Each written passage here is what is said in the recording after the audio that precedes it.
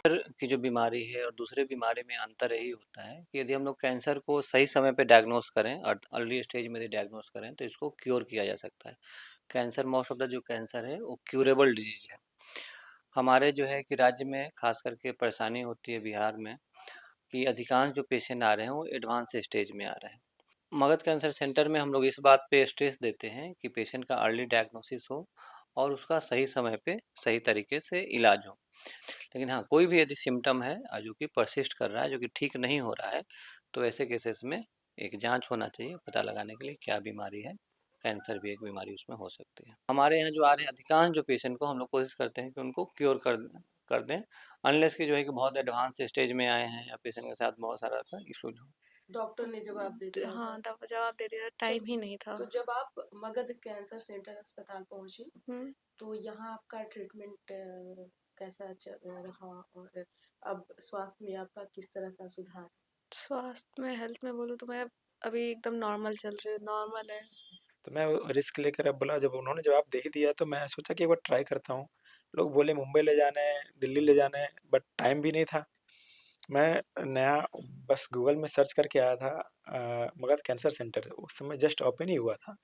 तो मैं ऐसे उस पे नंबर आया था, कॉल नंबर आता है ना, कॉल करके मैं जस्ट सर से बात किया था, तो सर ने बताया कि ठीक है आप लेके आओ।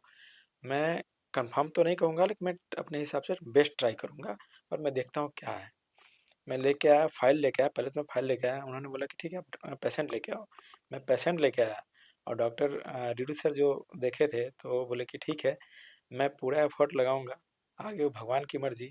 और हम लोग ने तो उम्मीद छोड़ दिया था, बट फिर भी यहाँ लाने के बाद जो डॉक्टर हमारे ड्यूटी सर हैं, वो जो एफर्ट लगा और उनका टीम जो एफर्ट लगा के जो देखिए, डॉक्टर साहब का तो है ये है कि अपना चेक करते हैं, हर एक 3 महीना पर बुलाते हैं, चेक करते हैं। भगवान की कृपा से तो अभी तक कुछ हुआ नहीं। डॉक्टर साहब भी कहते हैं कि बहुत अच्छा है, आपका ऑपरेशन हुआ, आपका इलाज ठीक हुआ। नमस्कार, आप न्यूज फाउंडेशन देख रहे हैं। मैं हूं आपके साथ वंदना। भगवान के बाद धरती पर अगर किसी को दूसरा भगवान कहा जाता है तो वह है डॉक्टर, जो दिन रात मेहनत कर मरीजों को जीवन दान देते हैं। ऐसे में पटना के प्रसिद्ध मगध कैंसर सेंटर अस्पताल है, जहां मरीजों को बेहतर और विशेष मेडिकल निगरानी के अंदर इलाज किया जाता है। तो चलिए देर न करते हैं, अंदर चलकर पूरी जानकारी लेते हैं। अस्पताल में भर्ती मरीजों का इलाज पूरी गंभीरता और बेहतर मेडिकल निगरानी में किया जा रहा है। डॉक्टरों की विशेष टीम लगातार स्वास्थ्य पर नजर बनाए हुए है और सुरक्षा व्यवस्था भी पूरी तरह चाक चौबंद है।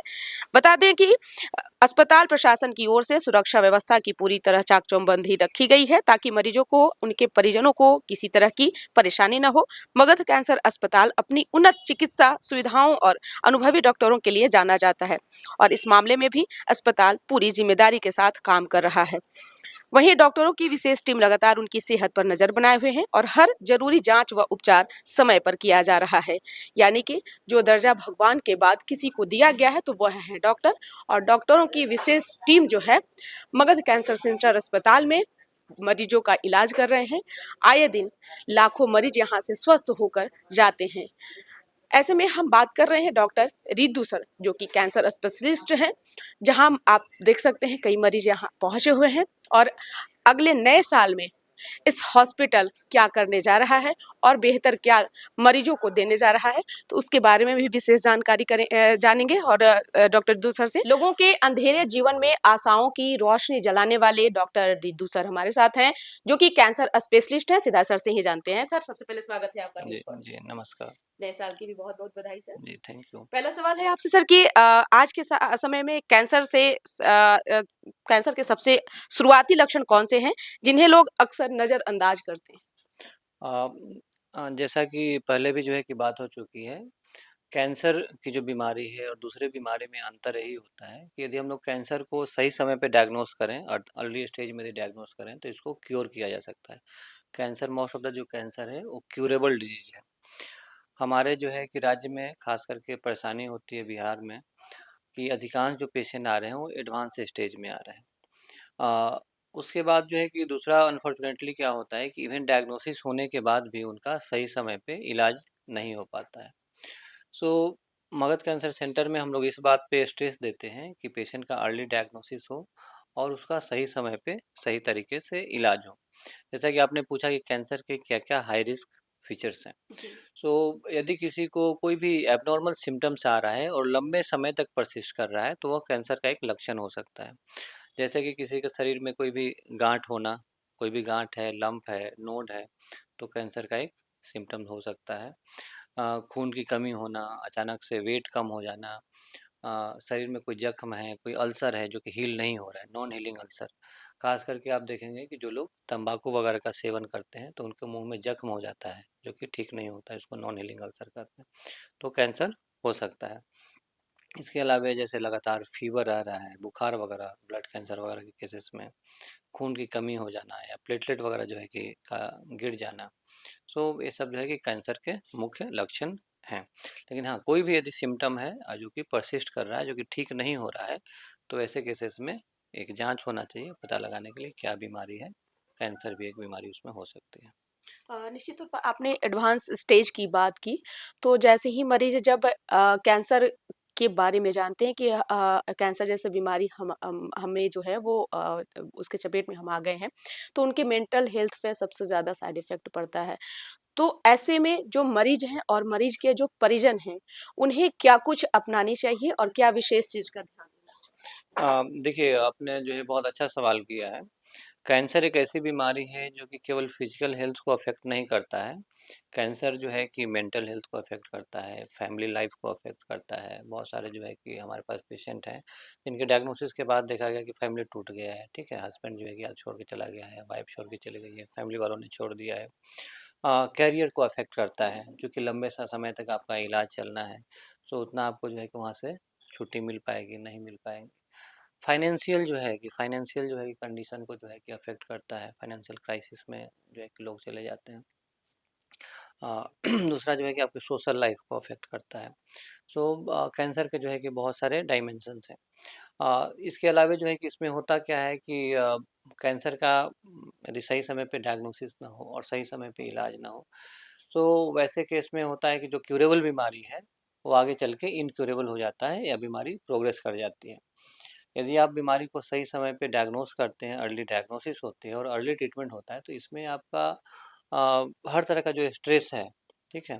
ट्रीटमेंट कॉस्ट जो है कि कम हो जाता है, पेशेंट का जो है कि क्वालिटी ऑफ लाइफ जो है कि वो बेहतर रहता है। सो हमारे यहाँ जो एक प्रोटोकॉल है कि पेशेंट जिस दिन यदि आते हैं रजिस्ट्रेशन होता है, सो सेम डे उनका जो है ट्रीटमेंट स्टार्ट किया जाए और हर पेशेंट को जो है कि एज ए इंडिविजुअल बेसिस पे लिया जाए, उसका पर्सनल केयर हो और हर केस को इमरजेंसी बेसिस पे उसका ट्रीटमेंट स्टार्ट किया जाए। हाँ, यदि जो है कि उनके पास यदि बायोप्सी वगैरह जो है कि रिपोर्ट यदि है या एफएनएसी रिपोर्ट है, तो उसके बेसिस पे हम लोग ट्रीटमेंट स्टार्ट कर देते हैं। यदि उनके पास कुछ रिपोर्ट नहीं भी है, तो हम लोग कोशिश करते हैं कि सेम डे जो है कि उनका साइटोलॉजी वगैरह का रिपोर्ट जो है कि ले लिया जाए या स्कैन रेडियोलॉजिकल इमेजिंग में जो फाइंडिंग है उसके बेसिस पे उनका इलाज शुरू कर दिया जाए। तो यदि आप अर्ली स्टेज में पेशेंट का इलाज करते हैं, कैंसर का इलाज करते हैं, तो कैंसर क्योर हो सकता है, ठीक है? ऐसा मैंने इसलिए बोला कि जैसे आप देखते हैं डायबिटीज़ हो गया है या किसी को हाइपरटेंशन हो गया है, तो मोस्ट ऑफ द केसेस में वो क्योर नहीं होता है ना? पूरे लाइफ टाइम जो है कि उनका पूरे ज़िंदगी भर दवा खाना होता है। लेकिन कैंसर जो है कि ऐसा बीमारी है जो कि क्योर हो हो सकता है, सकता है। ठीक है? हाँ, बट हम लोग को सतर्क रहने की ज़रूरत है कि कैंसर को हम लोग सही समय पे डायग्नोस करें और सही समय पे उसका इलाज करें। दूसरा जो है कि यहाँ पे लोगों के दिमाग में जो है कि एक मिथ है, ठीक है? एक भ्रांति है कि हम लोग जितना ज़्यादा दूर जाके इलाज कराएँगे तो उनका जो है कि रिज़ल्ट बेहतर होगा, जबकि उनके लिए उल्टा हो जाता है, डेट्रिमेंटल होता है, ठीक है? पेशेंट यहाँ से बाहर जाते हैं और उनका अधिकांश समय जो है उसी में चला जाता है। सही समय पे ना डायग्नोस होता है, ना सही समय पे इलाज होता है और यही कारण है कि कैंसर का जो है बीमारी जो है वो ठीक नहीं होती है। हमारे यहाँ जो आ रहे हैं अधिकांश जो पेशेंट को हम लोग कोशिश करते हैं कि उनको क्योर कर दें, अनलेस कि जो है कि बहुत एडवांस स्टेज में आए हैं या पेशेंट के साथ बहुत सारा ऐसा इश्यूज़ हो। आपने कहा कि शुरुआती सवाल में आपने कहा कि कैंसर के मरीज और अदर जो बीमारी के जो मरीज हैं उनके बीमारी के इलाजों में काफ़ी अंतर है, डिफरेंसेस हैं। तो कई बार अक्सर ऐसा देखा गया है कि जब भी पेशेंट ये को जानकारी मिलती है कि हमें कैंसर है, तो बिहार छोड़ दूसरे स्टेट जाना पसंद करते हैं, जहाँ की उनका इलाज बेहतर संभव नहीं हो पाता है, कई बार रिजल्ट जो है वो बिगड़ जाते हैं। क्योंकि इंडिया एक ऐसा है जहाँ पे अभी भी बॉटम लेवल पे इस मामले को लेकर के है। ऐसे में आपका क्या राय है, क्या ओपिनियन? देखिए लोगों में जो मैंने बोला कि जो भ्रांति है उनको ऐसा लगता है कि नहीं दूर जाने से जो है कि उनका इलाज ज़्यादा बेहतर होगा। तो एक्चुअली जो है कि उनको अवेयरनेस की कमी है, लोगों में जो है जागरूकता की कमी है कि लोगों को जो है कि जागरूक करने की ज़रूरत है कि कैंसर में जो है कि मोस्ट इम्पॉर्टेंट जो प्रोग्नोस्टिक फैक्टर होता है, वह होता है कि अर्ली स्टेज पे डायग्नोसिस हो, अर्ली डायग्नोसिस और उसका अर्ली ट्रीटमेंट हो।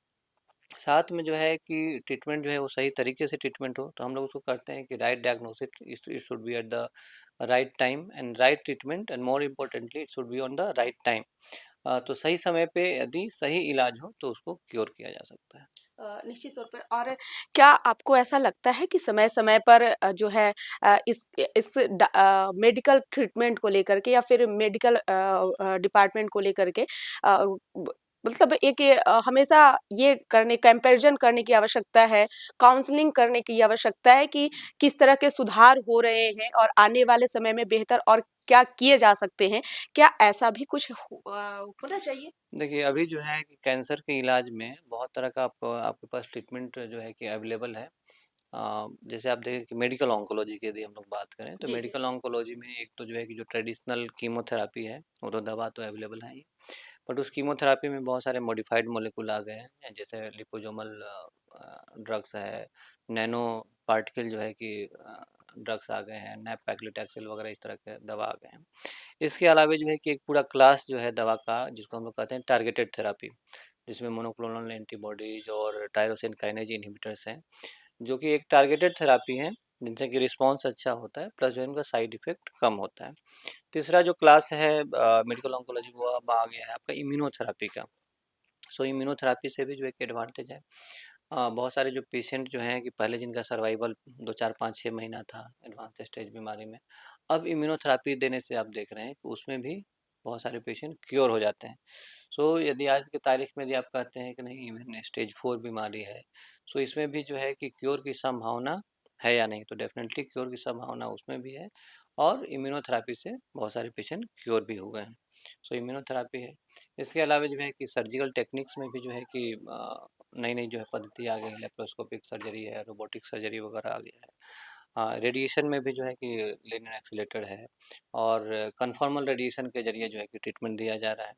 सो नए टेक्नोलॉजी से डेफ़िनेटली जो है कि एक तो साइड इफ़ेक्ट या टॉक्सिसिटी कम हुआ है कैंसर ट्रीटमेंट का और लोगों का सर्वाइवल भी बढ़ा है। निश्चित तौर पर हमने मगध कैंसर सेंटर अस्पताल में ठीक हुए मरीजों से जब हम बातचीत कर रहे थे, तो उस दौरान बातचीत से भी कई बार ऐसा महसूस हुआ कि डायग्नोसिस शुरू होने के बाद में कई बार जो मरीज के जो परिजन हैं, वो लापरवाही करते हैं, कहीं बाहर जाने की कोशिश करते हैं। तो ऐसे सिचुएशन में लापरवाही करना कितना बड़ा जो है नुकसानदायक हो सकता है? हाँ, देखिए जैसा कि पहले भी मैंने बोला, ठीक है, कि लोगों को समझने की ज़रूरत है कि कैंसर को क्योर करने के लिए ज़रूरत है कि सही समय पे डायग्नोसिस हो और उसका सही समय पे इलाज हो, सही तरीके से इलाज हो। कैंसर के इलाज में यदि आप 1 दिन का भी यदि डिले करते हैं, तो आपके लिए नुकसानदेह है, वो आपके लिए डेट्रिमेंटल है। सो कोशिश करें या लोगों को भी जो है कि अवेयर करने की ज़रूरत है कि आप अपना सही इलाज सही समय पे कराएँ। निश्चित तौर पर ये सवाल हमारा इसलिए था क्योंकि बड़े-बड़े अस्पतालों की भी जो है हमने जानकारी लेने की कोशिश की कि क्या मरीज इससे पहले मगध कैंसर सेंटर अस्पताल से पहले भी क्या कोई और भी हॉस्पिटल में उनकी इलाज चल रही थी या इलाज के लिए वो गए थे। तब उन्होंने बताया कि एम्स जैसे हॉस्पिटल का उन्होंने ज़िक्र किया और कहा कि जहाँ हमारे केसेस बिगड़ रहे थे, वहीं हमारा मगध कैंसर सेंटर अस्पताल में हमारा जो केस है वो सुधरा और आज स्वस्थ हैं और यहाँ से खुश होकर के हम अपने घर जा रहे हैं। तो ये लाभ ये इसको आप किस रूप में ले रहे हैं? देखिए एक्चुअली जो है कि अब जितने भी बड़े सेंटर हैं, हम किसी पर्टिकुलर सेंटर का नाम नहीं ले रहे हैं, लेकिन जितने भी बड़े-बड़े सेंटर में वहाँ पे एक्चुअली इश्यू क्या हो रहा है कि पेशेंट का एक पर्सनल केयर जो है कि नहीं हो रहा है या हर पेशेंट को एक इंडिविजुअलाइज़ बेसिस पे नहीं देखा जा रहा है या उनको इमरजेंसी बेसिस पे केयर नहीं हो रहा है। हमारे यहाँ है कि हर पेशेंट को हम लोग एक पर्सनल बेसिस पे उनका केयर करते हैं और हर पेशेंट का एक इंडिविजुअलाइज़ केयर होता है और उनके लिए एक अलग ट्रीटमेंट प्रोटोकॉल होता है और हर कैंसर पेशेंट को हम लोग एज ए इमरजेंसी बेसिस पे लेते हैं और इमरजेंसी बेसिस पे उनका इलाज करते हैं। निश्चित तौर जी। पे हम नाम इसलिए पेशेंट का ले रहे हैं क्योंकि हमने मरीज से ही खुद जी। ये चीज इस चीज का जी। परमिशन ले चुके हैं। कीर्ति जो कि 15 साल की थी, जब उन्हें इस बीमारी के बारे में पता चला तो आज और अब के दौर में आपको भगवान के रूप में मानती हैं और आने वाले सभी मरीजों को भी उन्होंने मैसेज यही दिया कि अगर आप इस तरह की बीमारी से जूझ रहे हैं तो आप देर न करें, मगध कैंसर अस्पताल की ओर आप जो है मूव करें। तो भगवान का दर्जा जब डॉक्टर रिद्दू सर को मिलता है, क्योंकि लाखों पेशेंट यहाँ से सही होकर अपने घर की ओर लौटे हैं, कैसा लगता है और क्या आप आगे की रणनीति के लिए क्या फिर सोचते हैं? देखिए हम लोग जो है कि ये नहीं समझते हैं कि कोई भी आदमी भगवान है, भगवान नहीं, बट हम लोग अपना काम जो है कि वो सही तरीके से करते हैं। दूसरा जो है कि हम लोग को लगता है कि जो हमारा जो लाइफ का जो पर्पस है, भगवान ने हम लोग को भेजा है यहाँ पे इसीलिए, ठीक है? कि आप बेहतर तरीके से पेशेंट का केयर करें। जी। निश्चित तौर पर क्योंकि लोगों के अंधेरे जीवन में आप एक रोशनी जब डालते हैं तो उसका झलक ही अलग होता है। क्या सही समय पर जांच और इलाज से कैंसर पूरी तरह ठीक हो सकता है? किन मामलों में उम्मीद सबसे ज्यादा रहती है? देखिए यदि हम लोग कैंसर को मोस्ट ऑफ द कैंसर को यदि हम लोग सही समय पे ट्रीट करें तो उसको क्योर किया जा सकता है। ख़ास करके जो बच्चों में कैंसर है, पीडियाट्रिक कैंसर है, ल्यूकीमिया वगैरह जो है कि जो कि है ब्लड कैंसर जो है बच्चों में, जैसा कि आपने जो है कि एग्ज़ाम्पल दिया कि कीर्ति का, तो उनका जो है कि ब्लड कैंसर है और वो क्योर हो गया। जी। हाँ, ट्रीटमेंट से। और मुझे जहाँ तक याद है कि जिस दिन वो यहाँ पे आई थी, एडमिट हुई थी, सेम डे उनका ट्रीटमेंट जो है कि स्टार्ट हो गया था। जी। सो बच्चों में भी और ख़ास करके जो पीडियाट्रिक कैंसर के जो पेशेंट्स होते हैं, उनमें जो है कि क्योर रेट काफ़ी हाई है ना? जैसे पीडियाट्रिक ल्यूकीमिया है, ब्लड कैंसर है, उसमें क्योर रेट जो है कि मोर देन 90% है, 95% पेशेंट जो है क्योर हो जाते हैं। जी। सो उसमें जो है कि हम लोग जो है कि प्रिकॉशन लेते हैं कि ट्रीटमेंट जो है कि उनका ढंग से हो, सही समय पे जो है कि उनका इलाज हो। फिर जो आप देखें कि महिलाओं में जो है कि जो मोस्ट कॉमन कैंसर है ब्रेस्ट कैंसर, तो ब्रेस्ट कैंसर के अधिकांश पेशेंट जो हैं क्योर हो जाते हैं। सही समय पे यदि उनका इलाज हो तो जी। क्योर हो जाते हैं। जी। या कार्सिनोमा सर्विक्स है, ठीक है? यदि अर्ली स्टेज में यदि डायग्नोस हो तो क्योर हो जाता है। So most of the cancer को आप क्योर कर सकते हैं, ठीक है? हाँ, डेफ़िनेटली कुछ कैंसर है जो कि अभी भी जो है कि चैलेंज है, जैसे कार्सिनोमा गॉल ब्लैडर जी। हमारे यहाँ जो है कि डायग्नोस हो रहा है। बिहार में अधिकांश पेशेंट जो है एडवांस स्टेज में आते हैं, स्टेज 4 में आते हैं, तो उसमें सर्वाइवल लिमिटेड है। लेकिन कुछ पेशेंट जो हैं कि कार्सिनोमा गॉल ब्लैडर के भी हमारे यहाँ क्योर हुए हैं, जी, जिनका उनसे भी अर्ली हमारी स्टेज में बातचीत डायग्नोस हुई है। हुई है, जी। हुआ है, उनका सर्जरी हुआ, दवा चला, कीमो वगैरह चला और वो क्योर हो गया। जी। सो कोशिश यही करना है कि उनका अर्ली स्टेज में डायग्नोसिस हो, अर्ली डिटेक्शन हो और इसके लिए जो है कि हम लोग अवेयरनेस प्रोग्राम या विलेज लेवल पे, गाँव लेवल पे भी cancer screening program, health camp वगैरह कर रहे हैं, जिससे कि लोगों के बीच में अवेयरनेस हो और लोग उनको समझ में आए कि हाँ, क्या-क्या हाई रिस्क सिम्पटम है, कब जो है कि डॉक्टर के पास जाना है। फिर से जी। हमारा एक और सवाल रिपीटेड सवाल है क्योंकि लोग अधिकतर जानना चाहते हैं सर, क्या कैंसर अब पहले की तुलना में कम उम्र के लोगों से ज़्यादा देखने को मिल रही है? इसके पीछे की कारण क्या हो सकती है, वजह क्या है? देखिए कैंसर जो है कि हर एज ग्रुप में कॉमन है, ठीक है? हाँ, पहले क्या था कि डायग्नोस नहीं हो पाता था, अब जो है कि आपका डायग्नोस्टिक जो है कि डेवलप हो गया है, लोग भी अवेयर हो गए हैं, है ना? डॉक्टर भी जो है कि पहले से ज़्यादा अवेयर हुए हैं, कैंसर डायग्नोसिस को लेके। सो केसेस जो है कि डेफ़िनेटली अब जो है कि बेहतर आ रहे हैं। अब इवन जो है कि आप देखेंगे कि बिहार के जो रिमोट एरियाज़ हैं, वहाँ भी जो है कि पैथोलॉजी लैब वगैरह डेवलप हो गए हैं, वहाँ भी जो है कि फिज़िशियन जो है कि बैठते हैं। वहाँ भी जो है ब्लड टेस्ट हो जाता है, ट्यूमर मार्कर वगैरह का टेस्ट होता है, अल्ट्रासाउंड की फैसिलिटी है। जी। तो इससे जो है कि कैंसर डायग्नोसिस जो है बढ़ा है। हाँ, डेफ़िनेटली जो है कि कैंसर का इंसिडेंस भी बढ़ रहा है क्योंकि आपका जो है कि वाटर पॉल्यूशन, एयर पॉल्यूशन खाने-पीने की जो है कि जो आदतें हैं उसमें जो है कि बदलाव आया है, रहन-सहन में बदलाव आया है। तो डेफ़िनेटली वो भी एक कारण है जिसकी वजह से जो है कि कैंसर बढ़ रहा है। निश्चित तौर पर अभी जो वर्तमान में यहाँ पेशेंट हैं, वर्तमान में स्थिति उनकी कैसी है और इलाज किस स्टेज पर है अभी? देखिए अभी जो है कि हमारे यहाँ आयुष्मान कार्ड की सुविधा भी है ना? जी। उसके थ्रू भी जो है कि लोगों को फ्री में ट्रीटमेंट जो है कि दिया जा रहा है। और यहाँ पे हमारे यहाँ मेडिकल ऑन्कोलॉजी, सर्जिकल ऑन्कोलॉजी सब फैसिलिटीज़ है, पैलिएटिव केयर है, कैंसर पेशेंट के लिए आईसीयू है। पूरा जो है सर्जिकल ऑन्कोलॉजी का जो है कि डिपार्टमेंट है। अ, उसके साथ-साथ जो है कि प्रॉपर काउंसलिंग वगैरह की जो है कि व्यवस्था है।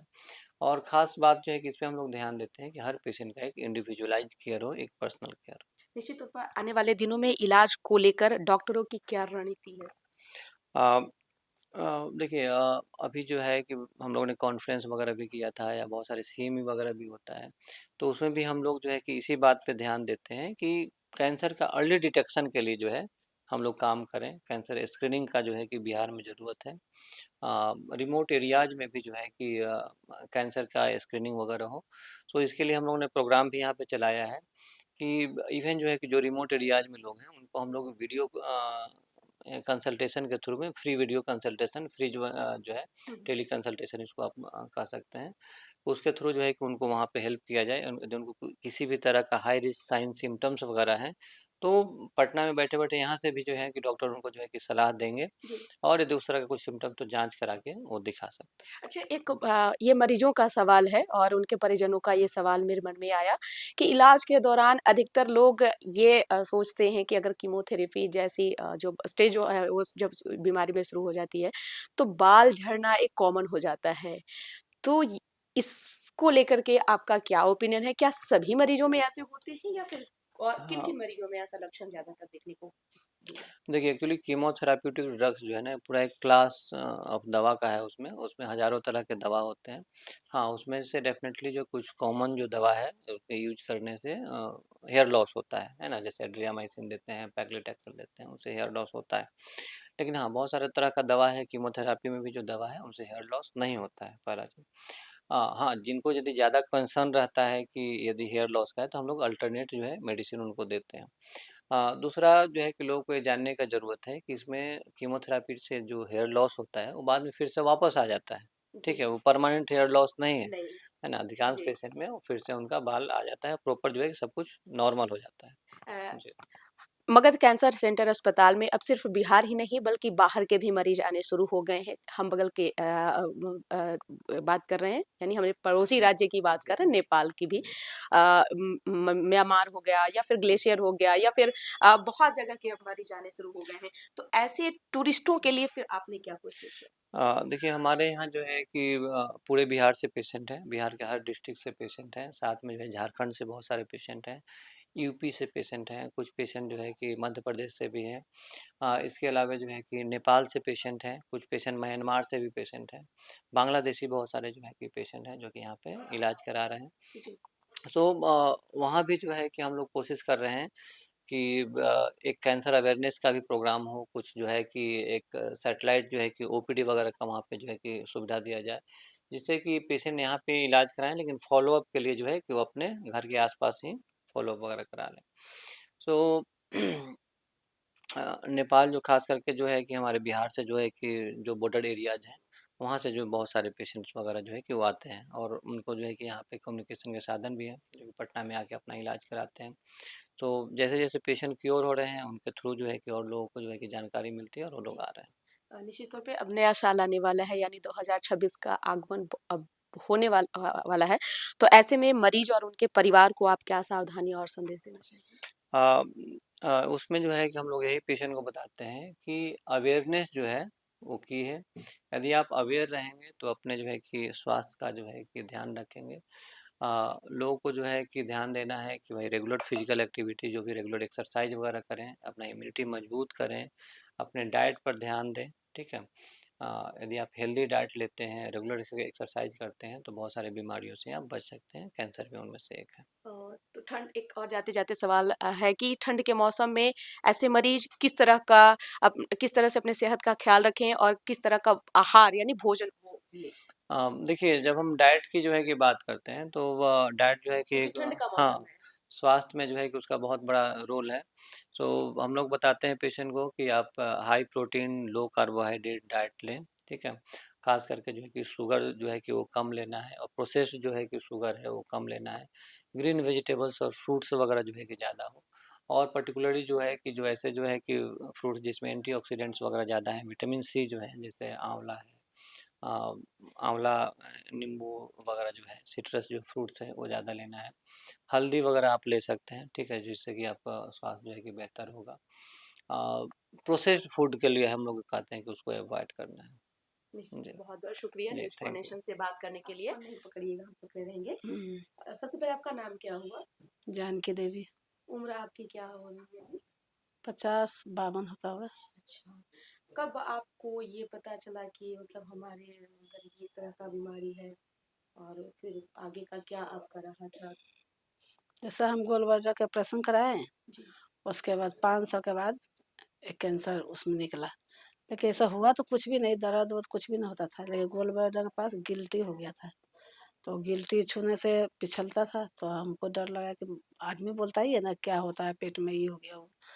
तो इसलिए हम भी डॉक्टर साहब से मिले, जाके वहाँ मनोज करके हैं डॉक्टर, उनसे मिले, बोले कि भाई मेरा पेट में इस तरह, तो बोले कुछ भी नहीं है। हम लोग डॉक्टर से सुनते हैं कि कुछ हो जाता है, तो बोले कि अच्छा ठीक है, तो आप आइए हम आपको चेक करते हैं। तो वही वहाँ पर गए, एशियन सिटी हॉस्पिटल। हाँ, गए तो अच्छा। वहाँ पर चेक किए, तो निकल गया कैंसर। कैंसर।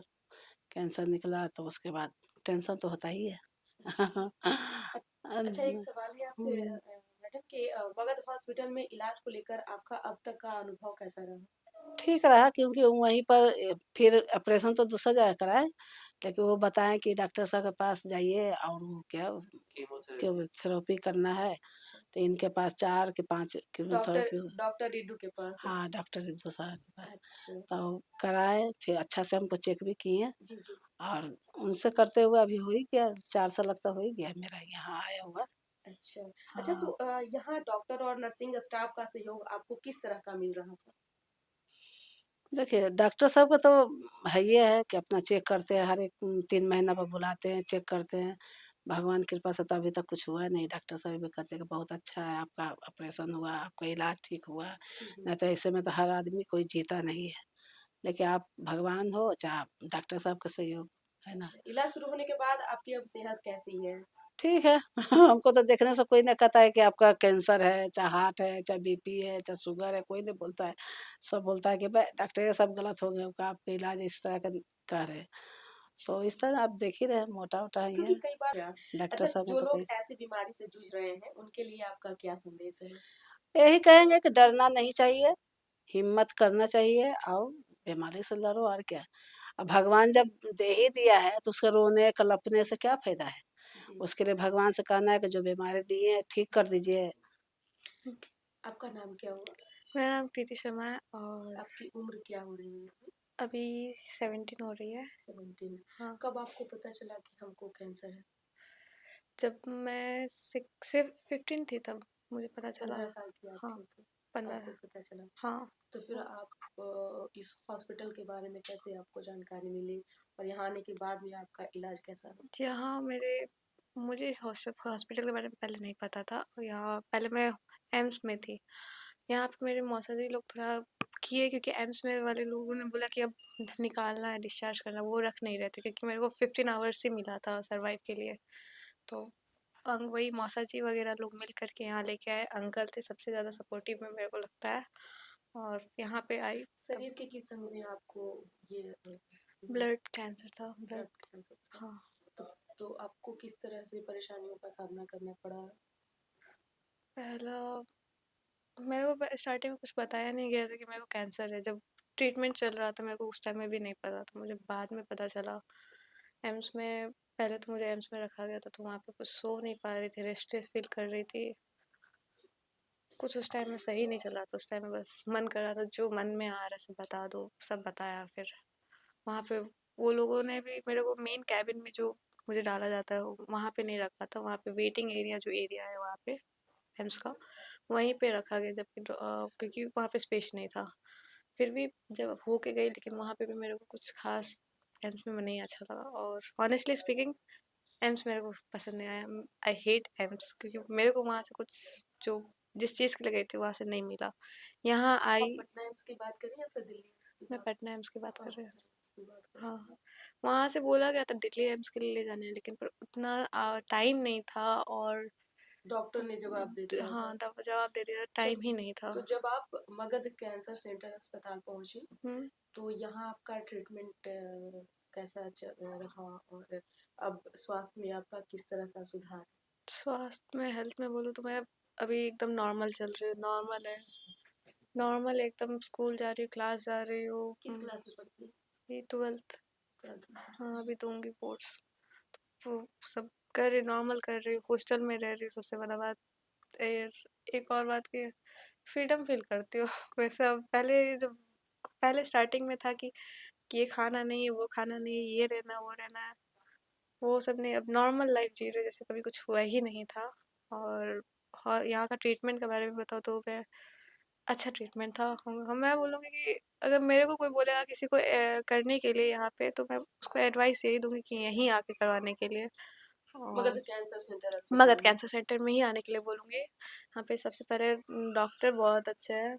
मेरे बीच में लड़ाई भी हुआ है मेरे और डॉक्टर अंकल के मतलब बीच में कि डॉक्टर रितु सर के बीच में। हाँ, क्योंकि मुझे सूप पीना था और मुझे अलाउड नहीं था सूप पीने के लिए। और अच्छा करते हैं वो भी। और यहाँ का स्टाफ्स के बारे में बताओ तो मेरे को बहुत फ्रेंडली नेचर है। मेरा तो फ्रेंडशिप हो गया था, अब अभी भी उनसे बात होता है, उन सभी से, सारी नर्स से और जो सर वगैरह डॉक्टर्स, बाकी डॉक्टर्स से भी होता है। और रितु सर स्पेशली उनके लिए मैं तो बहुत ज़्यादा, अभी भी आई हो तो कुछ ना कुछ हमेशा लेके ही आती हूँ, तो अभी भी कुछ लेके ही आई थी। आप मिलने आई थी, चेकअप कराने आई थी या दोनों ही समझ, चेकअप तो एक बहाना ही हो गया एक तरीके से। मिलने हाँ। आ गई थी? तो अब आपका सेहत अच्छा है, बढ़िया हम्म। है, पहले जैसा लाइफ जी रही है? हाँ। अब आप जी रही हैं। हम्म। अच्छा, यहाँ की सुरक्षा व्यवस्था या फिर से- डॉक्टरों का टीम के बारे में आपका क्या कहना है? डॉक्टर्स के टीम के बारे में मेरे को लगता है आई एम स्पीचलेस, मेरे पास कोई वर्ड नहीं है उनको बोलने के लिए, वो लोग इतने अच्छे हैं। और अबाउट सिक्योरिटी तो मैं कभी अनसेफ फील नहीं की हूँ यहाँ पे। तो मैं बस ये बोलूँगी यहाँ पे सब कुछ सही है, परफेक्ट लग रहा है मेरे को, सब सही है यहाँ पे बस। आपको पता है कि आप कितने भयानक बीमारी को हरा करके आप जीती हैं? हाँ, ये बात पता है मेरे को।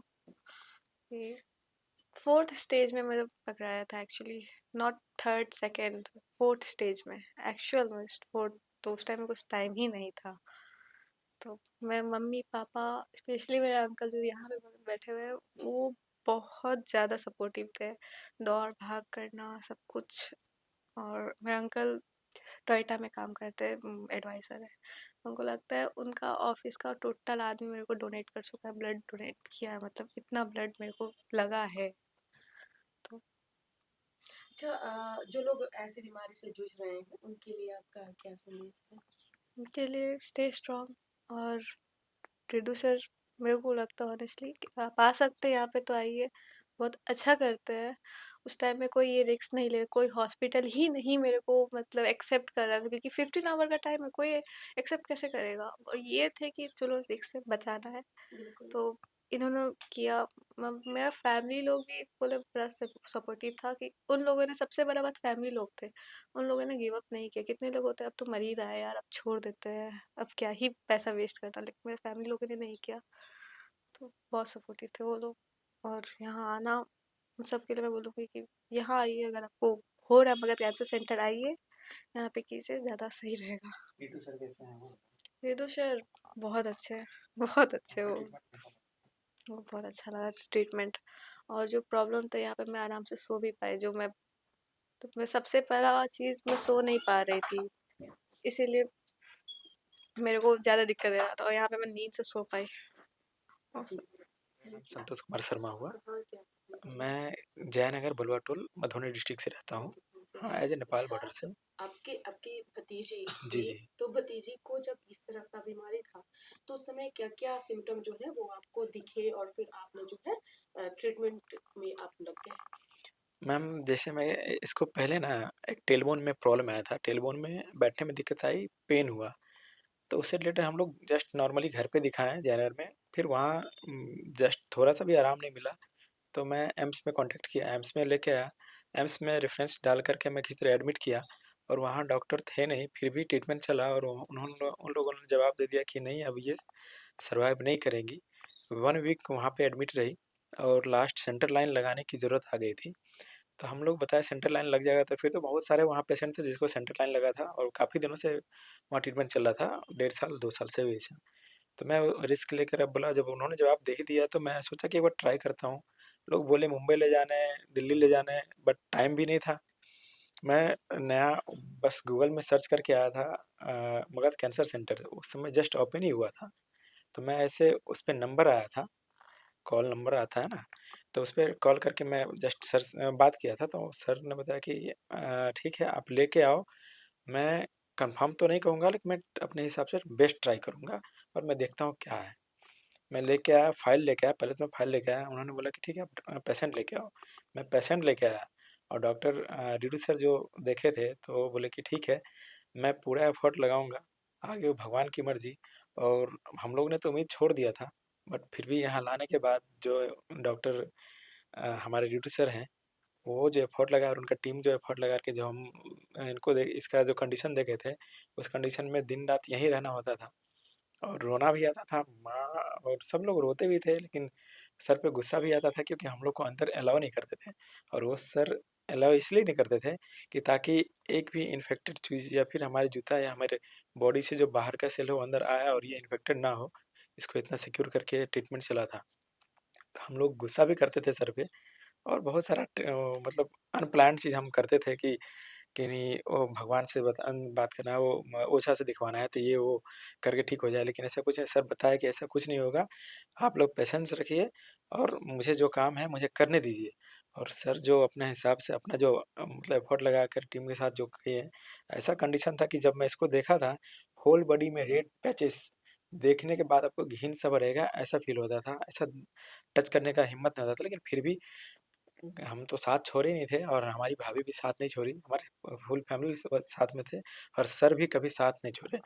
ऐन वक़्त रात को 1:30 बजे, 2 बजे और जब भी टाइम लगा कि इसका केस बिगड़ते जा रहा है, सर खुद आकर के इसका ट्रीटमेंट खुद देखते थे। और आज के समय में मैं क्या बोलूँ, मैं सर के साथ इतना इंडिविजुअली वो क्लोज़ हो चुका हूँ, बातचीत करने में मैं पहले डरता भी था, अब नहीं डरता हूँ और मुझे बहुत अच्छा लगता है कि मैं काफ़ी लोगों को यहाँ अटेंड मतलब यहाँ विज़िट करने के लिए बोला भी हूँ, जो भी कैंसर पेशेंट है, जो भी ट्रीटमेंट कभी ब्रेस्ट कैंसर जो भी है, सबके लिए सर 2-3 पेशेंट के देखे भी हैं और हेल्प भी किए हैं जो मतलब पुअर फैमिली है और उस समय सर का ये इंश्योरेंस टीपीए और ये सब कुछ नहीं चल रहा था। उस कंडीशन में पेमेंट बेसिस पे चलता था, तो सर बहुत सारा डिस्काउंट भी दिए हैं अच्छा। अपने तरफ से, बहुत सारा हेल्प भी किए हैं, पुअर लोग को हेल्प भी किए हैं, सपोर्ट भी किए हैं और मैं तब से सर का फैन ही समझिए, मैं फैन ही हूँ। रेडी मैं हो गए हैं आप। क्या मैसेज देना मैं चाहेंगे? मैसेज देना क्योंकि चाहूँगा आपको कि बहुत नज़दीक से बिल्कुल, ऐसी बीमारियों को देखने को आपको मिला। बिल्कुल, मैं जो कंडीशन था, वो कंडीशन सर्वाइव करने लायक नहीं था। हम लोग भी उम्मीद छोड़ चुके थे, लेकिन फिर भी सर की हिम्मत की वजह से हम लोग भी अपना हिम्मत बढ़ाते गए और एफर्ट लगाते गए। सर जैसा-जैसा बोले हम लोग करते हैं और लास्टली सर का जो ट्रीटमेंट और उनके टीम को मैं बहुत-बहुत थैंक्स बोलूँगा और मैं चाहूँगा कि जो भी अगर हमारे एरिया में या फिर कहीं भी ऑल ओवर पटना या फिर बिहार में हैं, तो कैंसर से मतलब पीड़ित पेशेंट हैं, तो एक बार ज़रूर यहाँ मगध कैंसर सेंटर आएँ और विज़िट करें और अपना ट्रीटमेंट लें बेस्ट टू बेस्ट।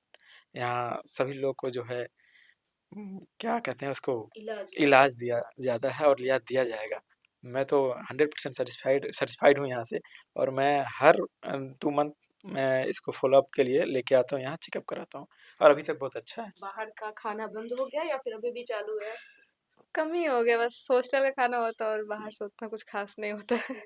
तो आप बाकी को क्या कहेंगे कि बाहर का खाना खाना चाहिए? नहीं, मैं एडवाइस दूँगी कि नहीं खाना चाहिए। मैं बस एडिक्टेड हूँ कुछ ज़्यादा ही, इसीलिए तो फिर भी मन मार कर खा ही ले रही हूँ, तो नहीं खाना चाहिए जो नहीं अच्छा बात है। फर्स्ट ऑफ ऑल यहाँ के स्टाफ भी मुझे बहुत पसंद आए। जितने भी स्टाफ थे, फ्रेंडली और कोऑपरेटिव। जब मैं कुछ बोलता था कि ये मैं कर सकता हूँ, तो एटलीस्ट सोने के लिए भी मुझे कभी-कभी यहाँ मिल जाता था कि नहीं सेट हो जाइए, कोई दिक्कत नहीं है।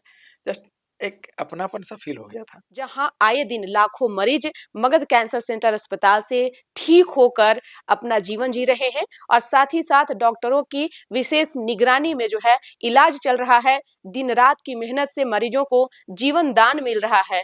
तो देर न करें, अगर किसी प्रकार का सिम्टम आपके शरीर में देखने को मिल रहा है तो कैंसर से आप जो है नजरअंदाज नहीं करें। मगध कैंसर सेंटर अस्पताल आपके लिए तत्पर है। इस खबर से इतना ही। सहयोगी आकाश के साथ न्यूज फॉर नेशन पटना।